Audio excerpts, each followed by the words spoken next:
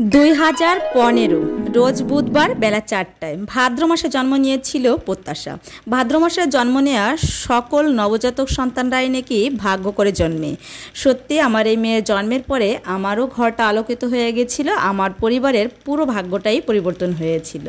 Social মিডিয়ার যুগে দেখতে দেখতে সবাই এখন এক্সপার্ট হয়ে গেছে। জন্মদিন মানে নতুন নতুন জামা, নতুন নতুন কেক কাটা, কোথাও রেস্টুরেন্টে গিয়ে ভালো মন্দ খাওয়া। আমার সন্তানরাও ঠিক তার ব্যতিক্রম নয়, সেই জন্যই আমরা রেডি হয়ে গিয়েছিলাম। এখন হচ্ছে রাত 8টা বাজে, আমরা সবাই রেডি হয়ে ঝটপট পৌঁছে গিয়েছিলাম কেএসপি ক্যাফেতে। কেএসপি ক্যাফে ছোট্ট একটা রুম দিয়ে ডেকোরেশন করা ছিল, এত ভালো ডেকোরেশন, ভিতরে না গেলে সত্যি বুঝবে না। গোপালগঞ্জের এইটা একদম পোস্ট অফিসের মোড়েই অবস্থিত। তো সেখানে ঢুকে দেখো ডেকোরেশনটা চারপাশে কতটা সুন্দর। আমরা এখানে মেনু কার্ডটা দেখতেছিলাম কী কী ধরনের খাবার আইটেমস পাওয়া যায়। তো প্রত্যাশার আশায় পিৎজা খাওয়ার ও অন্য কোনো আইটেমসের দিকে কোনো লক্ষ্য নেই।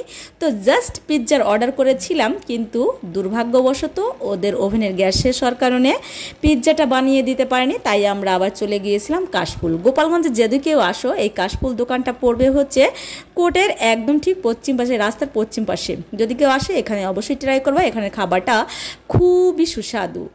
কাশফুলের এই যে বোরহানিটা এত টেস্টি, আমি অনেক জায়গায় বোরহানি ট্রাই করেছি, কিন্তু এখানকার বোরহানিটা মানে সম্পূর্ণ এটা ডিফারেন্ট টেস্ট। এটা যতবার খাবে ততবারই খেতে মন চাইবে।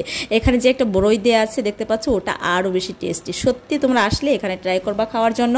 তো আমাদের এখানে নান রুটি নিয়েছিলাম আর আস্ত একটা পোড়া মুরগি নিয়েছিলাম। তো পোড়া মুরগিতে মাত্র 4 পিস হয়েছিল, আমরা 4 জনে নিয়েছিলাম। তো আমরা লোক ছিলাম 5 জন, যার কারণে আমরা আবার একটা চিকেন চাপ অর্ডার করেছিলাম। তো চিকেন চাপটা সবাই জানো প্রচণ্ড ঝাল দিয়ে তৈরি করা হয়, যেহেতু বাচ্চারা খেতে পারবে না, এজন্য চিকেন চাপটা ওর বাবার জন্যই দেওয়া হয়েছিল। আর আমরা সবাই পোড়া মুরগির সাথে যে একটু থাকে, গ্রেভি থাকে, গ্রেভিটা দিয়েই খেয়েছিলাম। তো চলো, জন্মদিনের গিফটের একটা ব্যাপার আছে। বড় বোন ছোট বোনকে একটা চাবি ছোড়া দিয়েছিল, আর একটা স্টিকের নোট দিয়েছিল, আর একটা স্টিকার দিয়েছিল, বিশাল বড় একটা স্টিকার।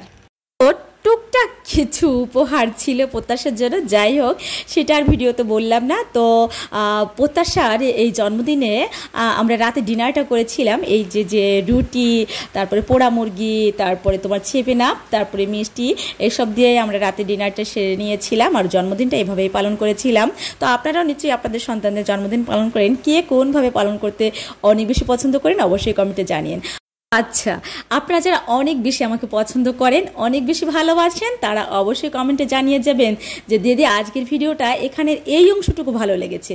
তো যাই হোক, খাবারের শেষে এই যে মানে দানাগুলো, এইগুলো আমার অনেক বেশি পছন্দ। মুখে দিলে এটার স্বাদ আরও আলাদা রকমের একটা মানে ভালো লাগা কাজ করে। আমাদের বাসায় আসতে পায়ে হেঁটে মাত্র 7-8 মিনিট লাগে, তাই আমরা পায়ে হেঁটে চলে আসতেছিলাম।